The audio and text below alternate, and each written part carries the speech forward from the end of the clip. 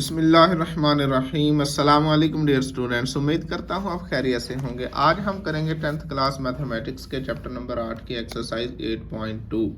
इतनी आसान और इतनी इंटरेस्टिंग ये एक्सरसाइज है कि इस एक्सरसाइज में आप देख लो कोई फार्मूला यूज़ नहीं होने वाला, जस्ट कॉन्सेप्ट हैं 2 से 3 वो हम यूज़ करेंगे और इसमें कोई ज़्यादा कोई मसला फिसागोरस या कोई स्क्वायर या क्यूब इस तरह का कोई फार्मूला यूज़ नहीं होने वाला। ठीक है, तो इंतहाई आसान मशक है, आपने आखिर तक मेरे साथ रहना है। शुरू के 5 मिनट आप मुझे दे दें ताकि आपको मैं समझा सकूं कि इसमें कौन से थ्योरम की स्टेटमेंट यूज़ हुई हैं। वो स्टेटमेंट्स हमें समझ होंगी तभी हम क्वेश्चन को कर पाएंगे। ठीक है, तो अभी 5 मिनट में हम ये समझ लेते हैं कि ये क्वेश्चन, ये 4 थ्योरम है, जस्ट 1 2 और ये 2 आगे हैं। ठीक है, ये वाले 3 और 4, तो ये हम देख लेते हैं और उसके बाद एक्सरसाइज को स्टार्ट करते हैं। अभी ये थ्योरम नंबर 8.1.6 है। अच्छा, ये एक दो चीज़ मैं आपको बता दूं। सबसे पहले आर्क क्या होती है। आर्क वैसे हम पहले डिस्कस कर चुके हैं, लेकिन यहाँ पर देख लो आर्क क्या है। बेसिकली ये सर्कल की बाउंड्री है, सारी ये सर्कल ही है। तो सर्कल के का कुछ हिस्सा, सर्कल की बाउंड्री का कुछ हिस्सा ये आपकी कॉस कहलाएगा। ठीक है, जिसको हम आर्क कहते हैं। अब यहाँ पर ए भी एक आर्क है, बी डी भी एक आर्क है, डी क्यू भी आर्क कह सकते हो आप, डी से सी भी आर्क है। तो आर्क क्या है, basically part of this circle है। ये सर्कल का कुछ हिस्सा ही आपकी आर्क होता है। कंग्रेंट का मतलब होता है तकरीबन बराबर, एक जैसे, तकरीबन। और यहाँ पर कॉर्ड क्या होती है, कॉर्ड है कि आप सर्कल के 2 पॉइंट्स को आपस में मिला दो। अब यहाँ पर ये जो आपको सीधी लाइन सी नज़र आ रही है, लाइन सेगमेंट इसको कहेंगे, ए से बी तक ये वाली चीज़, ये इसको आप बोलोगे कि ये कॉर्ड है। ठीक है, यहाँ पर ए बी कॉर्ड है। अगर आप बी को डी से मिला दोगे स्ट्रेट लाइन के थ्रू तो बी डी भी कॉर्ड बन जाएगी। इसी तरह डी सी भी कॉर्ड है। और यहाँ पर ये जो आपको नज़र आ रहा है ये एंगल्स हैं। ठीक है, और ये आर्क से भी एंगल सेंटर पर बन सकते हैं, कॉर्ड से भी सेंटर पर एंगल बन सकते हैं। ये बनते कैसे, आप एंड पॉइंट्स को, किसी भी आर्क या किसी भी कॉर्ड के एंड पॉइंट को आप सर्कल के साथ अगर मिला देते हो, सर्कल के सेंटर के साथ मिला देते हो, तो सेंटर पर जो एंगल बनेगा वो सेंट्रल एंगल कहलाएगा। अब ये चीज़ आपने याद रखनी है, कहता है if 2 arcs of a circle, अगर एक सर्कल में 2 आर्क, जैसे ए बी आर्क है और यहाँ से बी सी आर्क है, ये आप न देख रहे होंगे कि ये लेंथ में तकरीबन बराबर है। अच्छा, if 2 arcs of a circle or of a congruent circle, इसका क्या मतलब है, इसका मतलब ये है, कहता है या तो एक ही सर्कल में 2 इक्वल आर्क्स ले लो आप, या फिर 2 अलग अलग सर्कल हों। एक ये सर्कल पड़ा है, एक ये सर्कल पड़ा है, और ये दोनों सर्कल आपस में साइज में इक्वल है, मतलब दोनों के रेडियस बराबर है कह लो आप, या दोनों के सर्कल की बाउंड्री बराबर है। या फिर इस केस में अगर आप यहाँ से कॉस लेते हो ए बी, यहाँ से कॉस लेते हो सी डी। ठीक है, या तो अलग अलग अगर सर्कल्स हैं तो सर्कल बराबर हों तब उनकी दोनों आर्क्स, या फिर एक ही सर्कल में 2 आर्क्स हों, अगर वो कंग्रेंट होंगी, तकरीबन बराबर होंगी, then they corresponding chords are equal. तो जो उनकी आपस में कॉर्ड्स बनेगी, जो उनकी आपस में कॉर्ड्स बनेगी वो भी आपस में इक्वल होंगी। ठीक है, अब यहाँ पर देखो ए बी कॉस है, आर्क है, और यहाँ पर बी डी कॉस यानी आर्क है। अगर ये आपस में इक्वल हैं तो इन कॉसों की वजह से, इन आर्क्स की वजह से ये जो आपके कॉर्ड्स बनेंगे ये भी आपस में इक्वल होंगे, लेंथ में बराबर होंगे। ठीक है, तो ये वो कहना चाह रहे हैं बेसिकली, जस्ट ये कॉन्सेप्ट आपने जहन में रखना है। ठीक है, दोबारा देख लो, एक ही सर्कल में अगर 2 आर्क्स आपके पास इक्वल हो जाती हैं, या फिर 2 सर्कल हों वो इक्वल हों और उनकी 2 आर्क्स आपस में बराबर हो जाती हैं, तो उन दोनों आर्क्स की वजह से जो कॉर्ड्स बनेगी वो भी आपस में इक्वल होंगी। ये हमारा एक थ्योरम हो गया। अब ये थ्योरम की स्टेटमेंट जस्ट आगे यूज होनी है। अब नेक्स्ट देखो आप, नेक्स्ट हमारे पास है, कहता है इफ 2 कॉर्ड, उसका रिवर्स है, यहाँ पर ये ऊपर वाली का रिवर्स है। यहाँ पर हमने बात की थी कि अगर आर्क्स इक्वल होंगी तो कॉर्ड्स इक्वल हो जाएंगी। अब इसका उलट कर दो आप, इसको रिवर्स कर दो।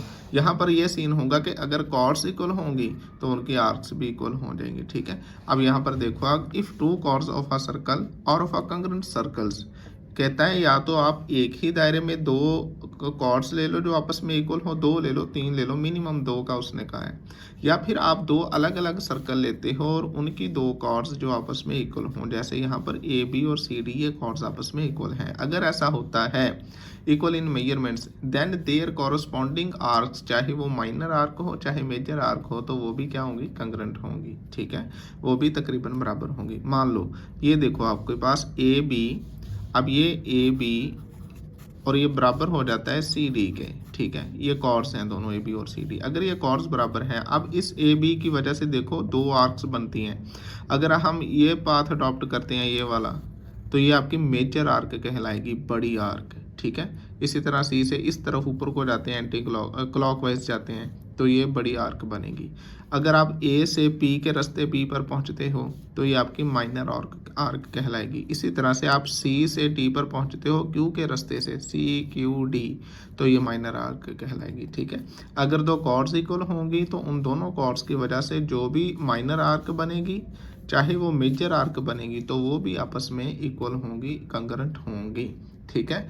और एक ये भी आप आगे आने वाला है, वो थ्योरम मैं आपको यहीं पर भी बता देता हूँ।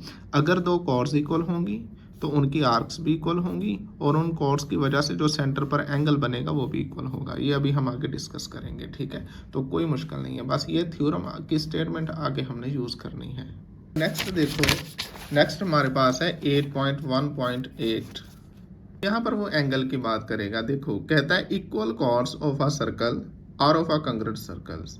मतलब एक ही दायरे में अगर दो कॉर्ड्स मौजूद हों, जैसे यहाँ पर ए बी और सी डी मौजूद हैं, दो कॉर्ड्स हों, या फिर अगर दो दायरे अलग अलग हैं तो वो दोनों दायरे बराबर हों और फिर उनकी दो कॉर्ड्स हों, तो वो दोनों कॉर्ड्स जो subtend equal angles eight the centre at the corresponding centres.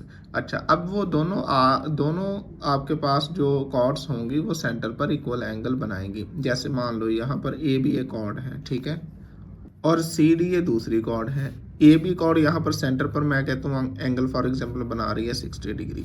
तो अगर सी डी की लेंथ ए बी की लेंथ के बराबर होगी तो सी डी की वजह से जो सेंटर पर एंगल बनेगा वो भी 60 डिग्री होगा। एंगल बनता कैसे है, आप ए को ओ से मिला दो, बी को आप ओ से मिला दो, तो ये आपका एंगल बन गया। इसी तरह सी को ओ से मिला दो, डी को ओ से मिला दो, तो सी डी कॉर्ड की वजह से ये एंगल बन गया, ठीक है। तो सिंपल सी बात ये है कि अगर कॉर्ड्स इक्वल होंगी तो उनकी वजह से जो सेंट्रल एंगल होगा, जो सेंटर पर एंगल बनेगा वो भी इक्वल होगा, कॉरस्पॉन्डिंग एंगल्स इक्वल होंगे। अब ये लास्ट वन देख लो आप, 8.1.9 है हमारे पास। अब ये उसका रिवर्स है 8.1.8 का। देखो, if the angles subtended by two chords of a circle और congruent circle at the centre corresponding centres are equal then the chords are equal. अब वो ये कहता है कि अगर दो कॉर्ड्स की वजह से जो सेंट्रल एंगल रिवर्स हो गया ना, यहाँ पर हमने क्या कहा था, यहाँ हमने ये कहा था कि अगर कॉर्ड्स इक्वल हैं तो उनके सेंट्रल एंगल भी इक्वल होंगे। अब इसको रिवर्स कर दो, आप बैक ले आओ। अब बैक इसका रिवर्स क्या बनेगा कि अगर दो एंगल्स सेंट्रल एंगल्स इक्वल होंगे तो वो सेंट्रल एंगल्स जिन कॉर्ड्स की वजह से बने हैं वो कॉर्ड्स आपस में इक्वल होंगे, ठीक है। अगेन सुन लो आप, ये थ्योरम ये कहता था ये वाला कि अगर आपकी कॉर्ड्स की लेंथ इक्वल है तो उनके सेंट्रल एंगल इक्वल हैं। अब जो नेक्स्ट है वो इसका उलट है। अब यहाँ पर ये कहता है कि अगर आपके सेंट्रल एंगल इक्वल हैं तो उनकी वजह से बनने वाली कॉर्ड्स भी आपस में इक्वल होंगी, ठीक है। बस इतनी सी बात है और इसमें कुछ नहीं है। बस ये चार चीज़ें थी जो हमने डिस्कस कर ली हैं। आइए अब एक्सरसाइज को करते हैं, देखना एक्सरसाइज कैसे जाती है ये। अब 8.2 एक्सरसाइज का पहला क्वेश्चन हमारे पास है। In the given figure if P Q Q R R S S T are equals in length and measurement angle P O T 70 degree then the find the value of X. हमने X को find करना है। पहले आप figure को समझ लो। ये हमारे पास एक सर्कल है और सर्कल में वो कहता है आपके पास चार कॉर्ड्स दी गई हैं, P Q Q R R S S T, ठीक है। ये चारों कॉर्ड्स आपस में इक्वल हैं। अच्छा, अब ये जो उसने ऊपर यहाँ पर ये छोटी सी लाइन लगाई होती है ना, या क्रॉस किया होता है, इसका मतलब ये होता है कि जिस लाइन पर भी ये लगा है वो सारी लाइनें या लाइन सेगमेंट्स आपस में बराबर हैं, इक्वल हैं, ठीक है। इसलिए ये डैश सा हम लगा देते हैं। अगर डबल डैश होगा तो जितने पर भी डबल डैश होगा वो सारे इक्वल होंगे। खैर अभी ये सिंगल डैश है तो सिंगल डैश वाली सारी आपस में इक्वल होंगी।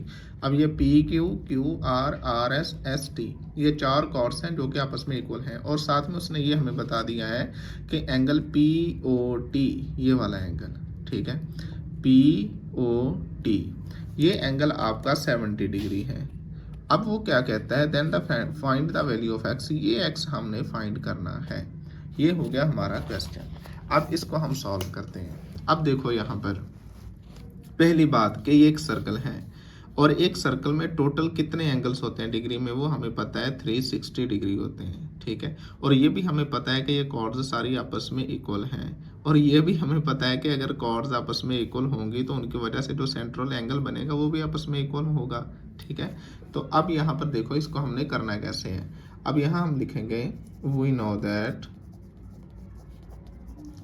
अब यहाँ लिख देना आप सोल्यूशन। ठीक है, we know that in circle there are 360 degree angles. ठीक है, कि इतने एंगल्स होते हैं। अब देखो यहाँ पर, अब हमें, अब इसको आप x है, अब इसको आप y मान लो, इसको क्या मान लो आप, y मान लो कि ये हमारे पास y है। अब यहाँ लिखो फ्रॉम फिगर, अब यहाँ आप लिख सकते हो 70 डिग्री ये वाला इतना, फिर प्लस y, और फिर y यहाँ तक पहुँच गए और अगेन यहाँ तक, ये कितना है, x है, और इसको हम लिख दें 360 डिग्री। ठीक है, अच्छा अब एक और बात, अब यहाँ पर देखो कि TS और SR ये दो कॉर्ड्स हैं, और ये जो X एंगल है इन दोनों कॉर्ड्स का एंगल है, या यूँ समझ लो आपके ये जो बड़ी माइनर है, लेकिन ये वाली आर्क TSR इसकी वजह से जो सेंट्रल एंगल है वो X है। इसी तरह से RQP या PQR ये वाली आर्क, इसकी वजह से जो सेंट्रल एंगल है वो हमारे पास y है, और ये दोनों आपस में इक्वल हैं। क्यों इक्वल हैं? क्योंकि ये दोनों कॉर्ड्स इक्वल हैं, कॉर्ड्स इक्वल होंगी तो उनकी आर्क इक्वल होंगी। ठीक है, अच्छा अब यहाँ पर आप लिख दो कि एस मेजरमेंट, अब ये वाला सारा लिख दो आप, measurement PQ is equal to measurement QR is equal to measurement RS is equal to measurement ST, के सारे इक्वल हैं। सो अब आप लिख दो कि x is equal to Y, ये आपस में इक्वल होगा। वजह क्या है, दो दो कॉर्ड्स मिलकर सेंट्रल एंगल बना रही हैं, और चार कॉर्ड्स हैं, चारों कॉर्ड्स आपस में इक्वल हैं, तो जो दो कॉर्ड्स मिलकर एंगल बनाएंगी वही अगली दो कॉर्ड्स मिलकर एंगल बनाएंगी। ठीक है, तो इस y की जगह पर भी आप x लगा दो। ठीक है, तो ये आ जाएगा आपके पास 70 plus x is equal to 360 degree. ठीक हो गया। अब यहाँ पर आप आ जाओ कि 70 इसको उधर ले जाओ, ये 2x हो गया इज इक्वल टू 360 माइनस 70, तो 2x इज इक्वल टू आ गया 290। इनको अगर आप माइनस करोगे तो x is equal to 290 over 2, इसको हम डिवाइड कर लेते हैं। इसको जब आप डिवाइड करोगे तो ये आ गया 145 डिग्री। ठीक है, कितना आ गया जी, 145 डिग्री। तो x इज इक्वल टू कितना आया हमारा, 145 डिग्री। तो यही है हमारा आंसर। अब यहाँ पर क्वेश्चन नंबर 2 देखो, आप कहते हैं इन the given figure find the value of x and y। हमने x और y फाइंड करना, देख लेते हैं कहाँ पर है। ये आपका x है, ये फाइंड करना है, और ये y है, ये फाइंड करना है। x बेसिकली एंगल है जो फाइंड करना है, और y हमारे पास लेंथ ऑफ आर्क है। ठीक है, ये काफ़ी बड़ी आर्क है, इसके हमने लेंथ फाइंड करनी है, ये दो चीज़ें फाइंड करनी है। अब यहाँ पर आप इसको समझ लो पहले कि देखो यहाँ पर 1 2 3 कॉर्ड्स हमें दी गई हैं, और तीनों कॉर्ड्स आपस में इक्वल हैं। A B B C C D ये वाली कॉर्ड्स, ये लाइनें, ये आपस में बराबर हैं। अच्छा, अगर ये तीनों कॉर्ड्स आपस में इक्वल हैं तो इनकी वजह से ये जो माइनर आर्क्स बन रही हैं, A से B पर आ जाओ, B से C पर इस तरह चले जाओ, C से D पर चले जाओ, ये भी आपस में क्या होंगी, इक्वल होंगी, बराबर होंगी। ठीक हो गया। और दूसरी वजह, अब दूसरी चीज़ है कि A B और B C अगर इनको मिला दें आपस में तो हमारे पास आर्क बनती है ए बी सी, और ये आर्क डबल है सी डी से, ऑफ कोर्स, क्योंकि ये दो कॉर्ड्स की वजह से बन रही है। ठीक है, ये ए बी सी ये क्या है, डबल है इस सिंगल आर्क से। तो मतलब अगर हम देखें x फाइंड करना हो तो ये 154 है ना, इसका आधा कर देंगे हम, जब इसका हाफ कर देंगे तो ये इतना एंगल आ जाएगा, इतना एंगल आ जाएगा। तो जितना ये है उतना ही आगे वाला होगा, उतना ही आगे वाला होगा।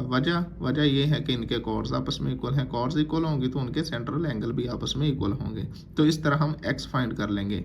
अब रही बात y की, तो y देखो यहाँ पर, अगर ये 3 सेंटीमीटर है, ठीक है, A से B तक 3 सेंटीमीटर है, तो B से C तक कितना होगा, ये भी 3 सेंटीमीटर होगा, क्योंकि अगर कॉर्ड्स इक्वल हैं तो उनकी आर्क्स भी आपस में इक्वल होंगी, बराबर होंगी।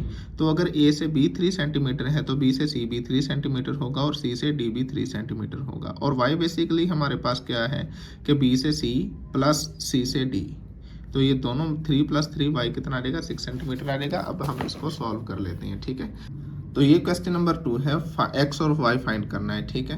अब यहाँ पर आप सोल्यूशन इसका लिखो, कैसे लिखोगे? अब यहाँ पर लिखो वी नो दैट, असल में ये लिखने के नंबर हैं सारे, वैसे कॉन्सेप्ट तो इसमें बड़ा इजी सामने है।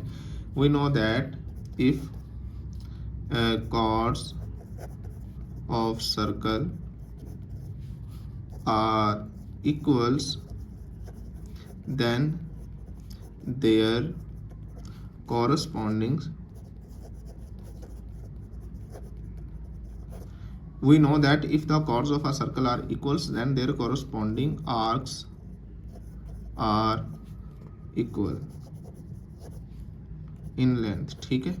तो उनकी आर्क्स भी इक्वल होंगी। सो फिर हम कह सकते हैं कि measurement A B is equal to measurement B C is equal to measurement C D. A B की जितनी लेंथ होगी उतनी बी सी की लेंथ होगी, उतनी सी डी की लेंथ होगी, ठीक है। तो ए बी की एक्चुअली कितनी है? 3 सेंटीमीटर। तो इसका मतलब है बी सी की भी 3 सेंटीमीटर होगी, एम लगा देना यहाँ पर, और सी डी की भी 3 सेंटीमीटर होगी, ठीक है। नाउ फ्रॉम फिगर,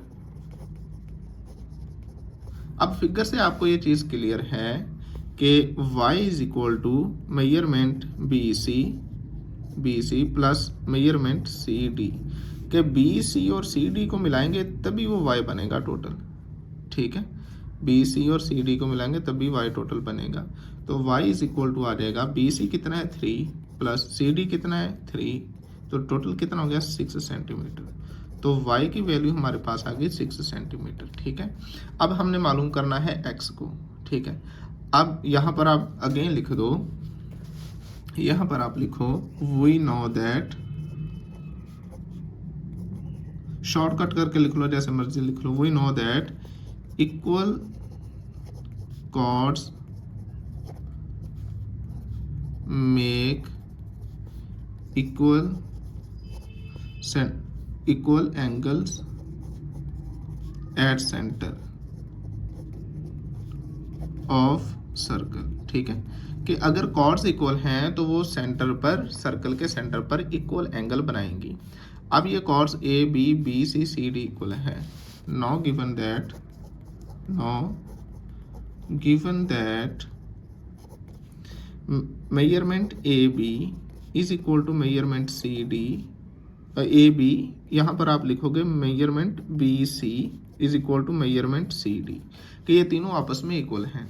अच्छा, अगर ये तीनों आपस में इक्वल हैं तो अब यहाँ पर ये कितना 154 डिग्री है। ये किस किस का मिलकर बना है? ए बी और बी सी का मिलकर 154 डिग्री बना है। और अगर हमें इतना एक ही चाहिए हो तो क्या करेंगे, 154 डिग्री को 2 से डिवाइड कर देंगे, ठीक है।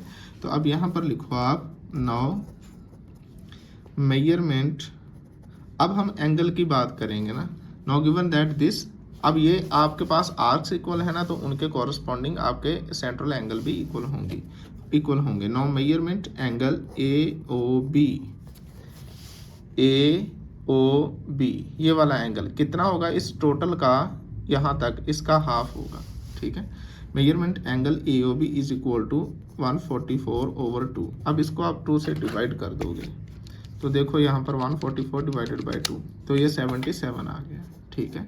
अब चूंकि अब ये तीनों आपस में इक्वल हैं, ठीक है, as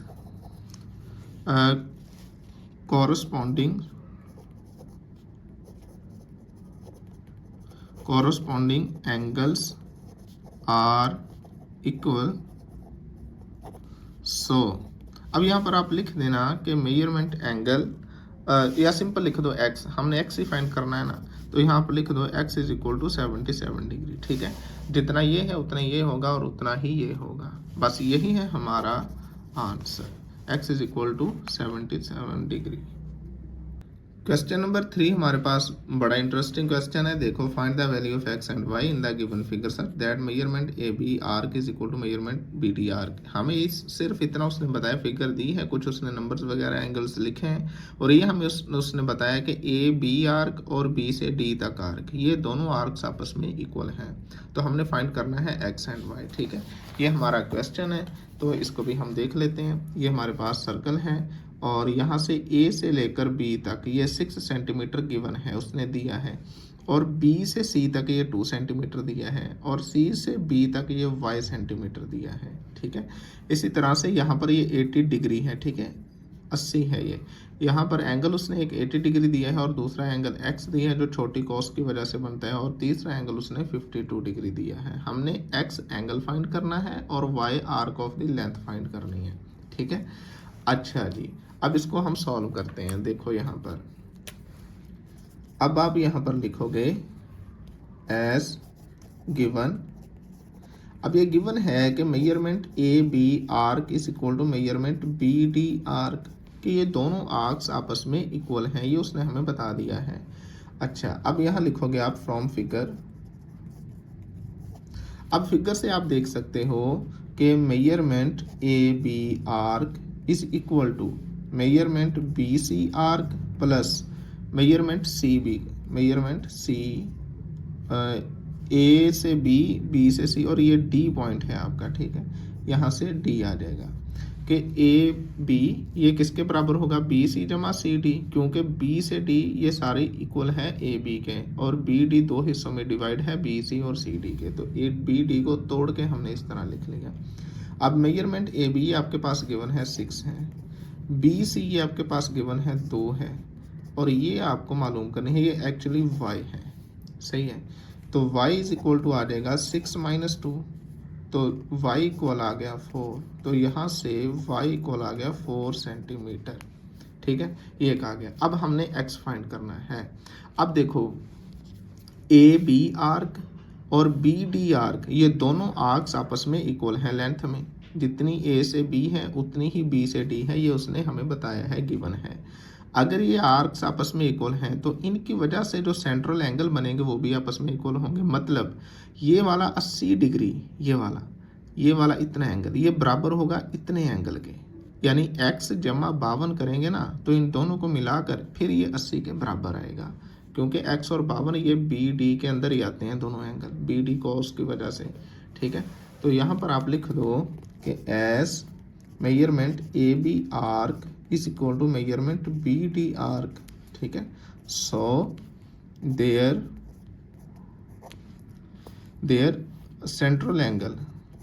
central angles are also equal, कि वो भी इक्वल होंगे, ठीक है।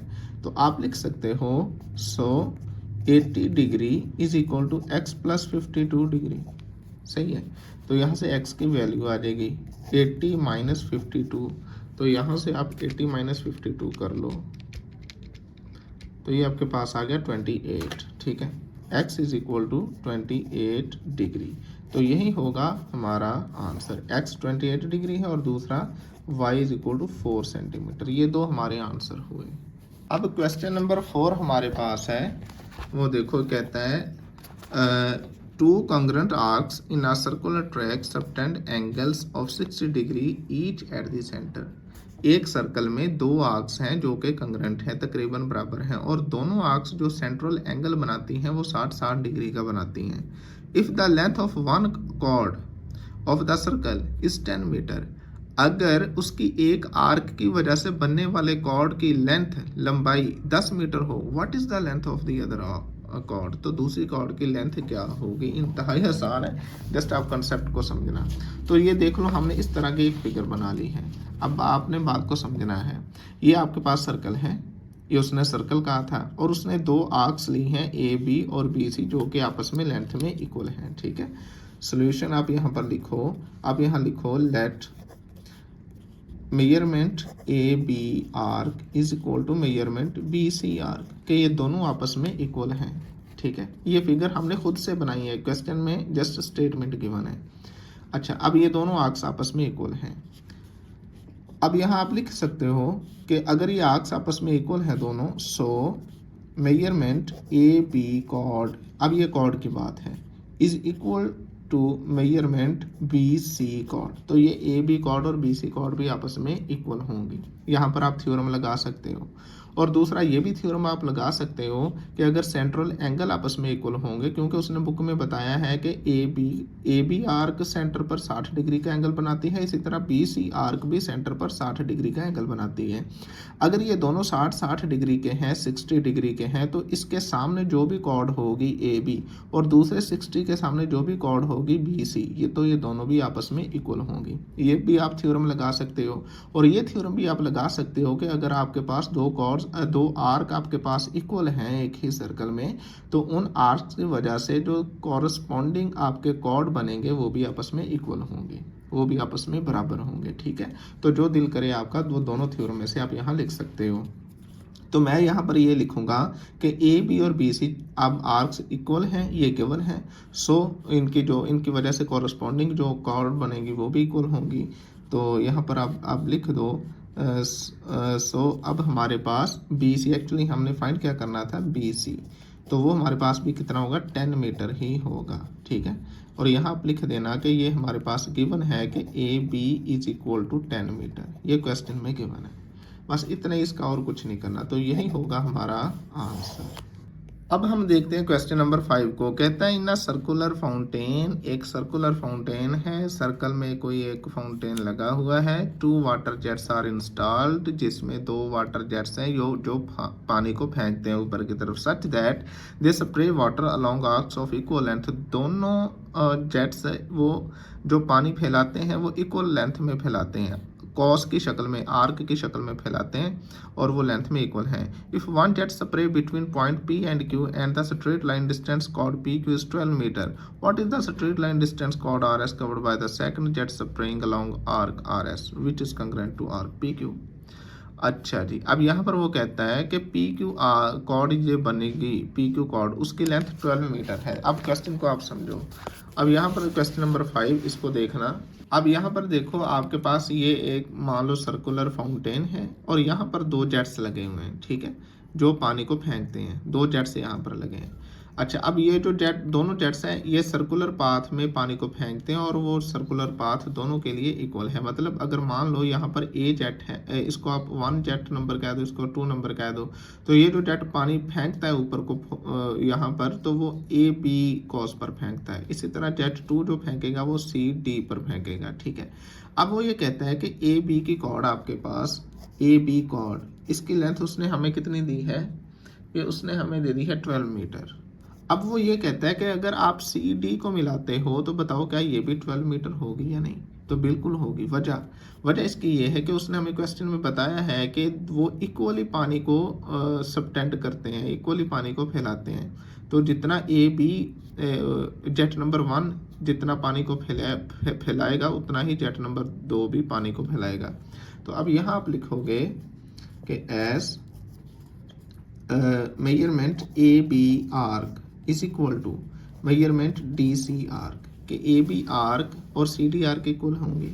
सो अब इनके कॉरस्पॉन्डिंग कॉर्ड्स भी आपस में इक्वल होंगे। Measurement A B chord equal होगी मेजरमेंट डी सी कॉर्ड के। ठीक है, क्योंकि आर्क्स इक्वल हैं तो उनके कॉरस्पॉन्डिंग कॉर्ड्स भी आपस में इक्वल होंगी।